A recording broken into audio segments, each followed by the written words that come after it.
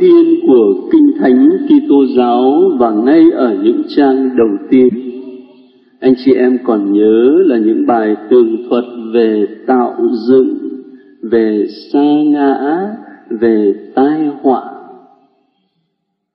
Thế thì có một vài nhà chú giải Kinh Thánh nghĩ rằng những bài tường thuật đó không nhằm mục đích trước hết là giải thích nguồn gốc của vũ trụ và thế giới, mà mục đích nhắm tới là trả lời cho vấn nạn về sự ác.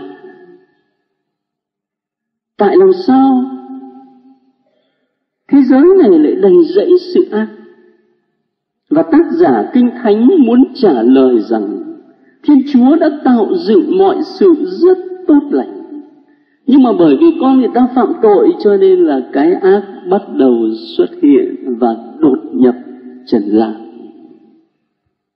Như thế thì anh chị em thấy đấy, cái vấn nạn sự ác đã có mặt ngay từ thuở bình minh của nhân loại, và nó vẫn cứ còn tiếp nối cho đến ngày hôm nay. Chính chúng ta cũng cứ lấy làm băn khoăn, tại làm sao mà trong xã hội cứ đầy rẫy bất công như thế này? Tại làm sao mà trong xã hội càng ngày càng nhiều thứ tội phạm, chưa kể đến những tai họa thiên nhiên? Và khi con người thắc mắc về vấn nạn sự ác như thế, thì dĩ nhiên là cố gắng đi tìm câu trả lời. Có người bảo thế này: khi đối diện với cái ác thì điều quan trọng là làm sao mà chữa trị cho người ta bớt khổ, chứ đừng có ngồi đó mà suy luận viển vông. Chẳng hạn như là có một người bị một mũi tên độc cắm vào, thế thì điều quan trọng là phải chữa ngay cho người ta khỏi cái cơn bệnh hiểm nghèo đấy, chứ đừng có ngồi đó mà suy nghĩ vẩn vơ đứa nào nó bắn từ hướng nào tới. Người ta bảo rằng cái hình ảnh đó là câu chuyện của Đức Phật đấy, và Ngài dùng hình ảnh đó để Ngài giải thích cái lập trường của Ngài. Nhưng tôi thì tôi lại thấy là Đức Phật Ngài đâu chỉ có ghi nhận hiện tượng đời là bể khổ, mà Ngài dành cả cuộc đời của Ngài để đi tìm cho nó ra cái nguyên nhân nào gây khổ cho con người. Và khi Ngài đã khám phá ra rồi thì Ngài truyền lại cho nhân loại để cho họ bớt khổ. Chứ đâu phải là Ngài chỉ có nhìn vào hiện tượng. Đối với Kitô giáo của chúng ta cũng thế. Một đằng là một nỗ lực rất cụ thể để xoa dịu và làm giảm bớt khổ đau của con người. Tin mừng Chúa Giêsu đầy dẫy những câu chuyện Chúa chữa lành bệnh tật, rồi thì Chúa trừ quỷ, rồi Chúa dẹp yên sóng gió, dẹp yên bão tố. Và lịch sử của giáo hội Công giáo thì đầy dẫy những công cuộc bác ái từ thiện, không ai phủ nhận được. Nhưng mà một đằng khác, thưa anh chị em, thì người Kitô hữu vẫn cố gắng đi tìm xem đâu là cái nguyên nhân cuối cùng tạo nên cái ác trong cuộc đời. Và mở Kinh Thánh ra, chúng ta tìm được câu trả lời qua một hình tượng rất quen thuộc. Có một người phụ nữ tên là Eva đã ăn trái cấm do sự dụ dỗ của con rắn. Cái hình tượng thì đơn giản, nhưng mà nội dung tư tưởng hàm chứa bên trong thì rất sâu. Kinh Thánh muốn nói rằng con người đã tự lấy mình làm chuẩn mực, làm thước đo để đánh giá hạnh phúc. Con người tự lấy mình làm chủ thể để xác định đâu là thiện, đâu là ác, chứ họ không chấp nhận cái chuẩn mực mà Thiên Chúa đề nghị. Tôi tưởng rằng sau này có những triết gia ăn nói có vẻ nó cao siêu và cao ngạo. Ví dụ như Nietzsche bảo rằng nếu có Thượng Đế thì tôi sẽ rất lấy làm bất mãn nếu tôi không được làm Thượng Đế. Thì điều đó có nghĩa là giả như có Thượng Đế thì nữa, ông ấy cũng phủ nhận thôi. Ông ấy muốn chính mình làm Thượng Đế. Ăn nói thì có vẻ cao ngạo, thế nhưng mà thực sự nó đã hàm chứa ở trong cái tâm tư của bà Eva rồi. Con người muốn tự mình làm chuẩn mực và làm thước đo cho mình, cho thiện ác. Và cái tai họa từ đó nó xảy tới là bởi vì thế này thưa anh chị em, con người ta tự thân là giới hạn, nhưng mà lại không chấp nhận cái thân phận giới hạn của mình, mà muốn đóng vai của một đấng vô hạn, tự cho mình là có một tầm nhìn vô hạn, thì nó sụp đổ. Tôi xin lấy một thí dụ, chẳng hạn như các cháu bé 5-7 tuổi. Thế nếu anh chị em để cho chúng nó tự nó chọn một cái chuẩn mực cho đời sống của nó, thì nó sẽ chọn sao? Tôi chắc là nó sẽ lấy chuẩn mực đời sống của nó là những sở thích tự nhiên, nó được thỏa mãn thôi. Mà nó cứ theo cái sở thích tự nhiên để nó sống thì chắc là nó không thích đi học đâu, nó không thích kỷ luật đâu. Nhưng một đứa bé mà như thế thì thôi, cuộc đời nó là mất rồi. Một anh thanh niên chẳng hạn, bây giờ nếu mà để cho các bạn tự chọn cho mình một chuẩn mực, các bạn có thể dựa vào cái sở thích tự nhiên của mình. Chuẩn mực của tôi là hưởng thụ tối đa. Nhưng mà liệu cái sự hưởng thụ nó có dẫn các bạn đến hạnh phúc thật không? Cho nên vấn đề nó là chỗ đấy, là cái chỗ con người tự lấy mình làm chuẩn mực, làm thước đo cho mình. Chính vì vậy mà Đức Giáo Hoàng, theo tôi nghĩ, là trong cái thông điệp Veritatis Splendor, đây là một trong những tư tưởng chủ yếu mà Ngài nhấn mạnh để vực lại cái đời sống luân lý của nhân loại. Và khi Chúa Giêsu đến, Chúa Giêsu xuất hiện như một con người mới ở chỗ này. Đó là một con người không lấy bản thân mình làm chuẩn mực cho mình, nhưng lấy lời Thiên Chúa và thánh ý Thiên Chúa làm chuẩn mực cho mình. Anh chị em cứ nhớ lại trong cơn cám dỗ mà Chúa Giêsu phải đối diện trong hoang địa con, Ngài hoàn toàn lấy lời Thiên Chúa làm chuẩn mực để đáp trả, để hành động.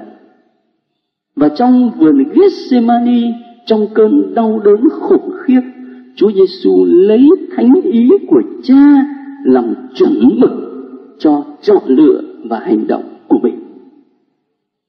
Ngài xuất hiện như một con người mới, khác với Adam, khác với Eva. Và Ngài xây dựng một gia đình nhân loại mới, cái gia đình có quy luật tối thượng là thánh ý Thiên Chúa. Ai làm theo thánh ý Thiên Chúa thì người đấy là mẹ tôi, người đấy là anh chị em của tôi. Thưa anh chị em, ngày hôm nay nhìn vào xã hội Việt Nam của mình, đặc biệt là từ mấy tháng nay, chúng ta chứng kiến liên tiếp những sự kiện mà ai cũng quan tâm. Những vụ tham nhũng tới cả ngàn tỷ, mà không phải một, nhiều vụ. Rồi những chuyện các bạn trẻ rơi vào tình trạng buôn bán, nghiện ngập xì ke, ma túy. Rồi tình trạng sa đọa tính dục ở trong giới trẻ, đến nỗi một bác sĩ nói là đừng có lo đến sinh sản vô tính, nhưng mà hãy lo đến cái sinh sản vô tình.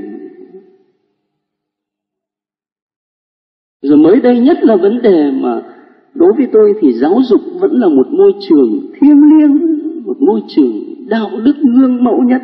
Nhưng mà chính trong môi trường giáo dục thì lại xuất hiện rất nhiều hiện tượng tiêu cực.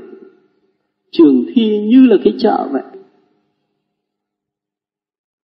Với những cái sự kiện như vậy, có một tác giả cách đây mấy tuần nhắc lại một khái niệm của nhà xã hội học Durkheim, gọi là tình trạng phi chuẩn, dịch cho sát là tình trạng phi lề luật.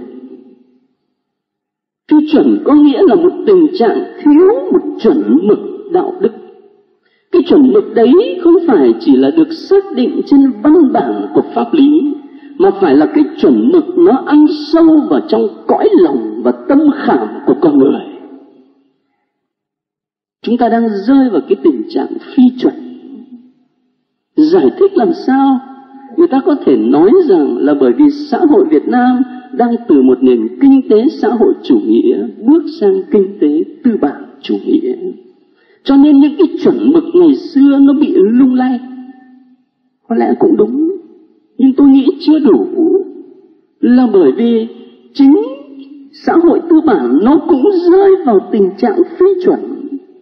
Và Đuốc Khai đã nói đến cái từ là phi chuẩn trong lòng thế giới tư bản, chứ có phải là trong lòng thế giới xã hội chủ nghĩa đâu.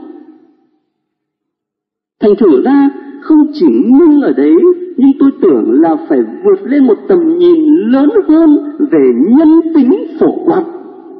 Có nghĩa là con người ta sinh ra và sống ở trong bất cứ một xã hội nào, ở mọi nơi và mọi thời đều có những chuẩn mực căn bản để xây dựng cuộc sống con người. Thế thì đối với người Công giáo chúng ta còn có một chuẩn mực nào tốt hơn, vững chắc hơn là lời Thiên Chúa. Lời đấy không phải là một đáp án để có thể giải quyết tất cả những vấn đề mà xã hội đang đặt ra ngày hôm nay, một đáp án có sẵn. Nhưng tôi tưởng lời đó là cái chuẩn mực để chúng ta dựa vào mà suy nghĩ, mà gợi ý, mà chọn lựa và hành động. Tôi chỉ muốn thưa với anh chị em rằng mình tin vào lời Chúa có nghĩa là mình lấy lời Chúa làm chuẩn mực, dựa vào đấy để suy nghĩ, để chọn lựa và hành động trong đời sống riêng của mình cũng như trong công việc mà mình phải làm. Một chọn lựa như vậy không dễ. Ngày xưa Chúa Giêsu, một con người đã hoàn toàn lấy lời Thiên Chúa và thánh ý Thiên Chúa làm chuẩn mực cho Ngài đó, thì con người đó đã gặp phải sự đối kháng từ chính gia đình của mình. Và từ chính xã hội nó quy chụp cho ông này là thuộc loại tướng quỷ. Ngày hôm nay cũng vậy thôi. Khi giáo hội và mỗi một người chúng ta mà cố gắng để chọn lựa và sống lời Chúa, chắc chắn là mình cũng phải gặp cái sự đối kháng đó thôi. Cái đối kháng có thể từ chính người thân của mình, cái đối kháng từ phía xã hội, và có lẽ sâu hơn nữa là đối kháng ở tự bản thân của chúng ta. Bởi vì chúng ta không dám tin mà vẫn cứ hơi nghi ngờ lời Thiên Chúa không hẳn đã là lời chân lý. Thế thưa anh chị em, dựa vào các bài Kinh Thánh hôm nay, tôi xin được gợi lên một ý suy niệm nho nhỏ như thế. Tất cả chúng ta đều là những người được lời Thiên Chúa quy tụ thành một gia đình.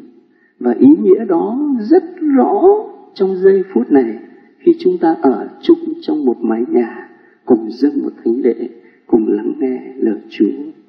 Thì xin cho lời đó thực sự trở thành chuẩn mực trong đời sống của chúng ta, để ta xứng đáng là những người thuộc gia đình mới của Thiên Chúa.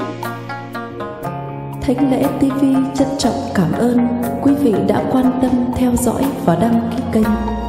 Kính chúc quý vị luôn được mạnh khỏe, bình an trong Chúa và Mẹ.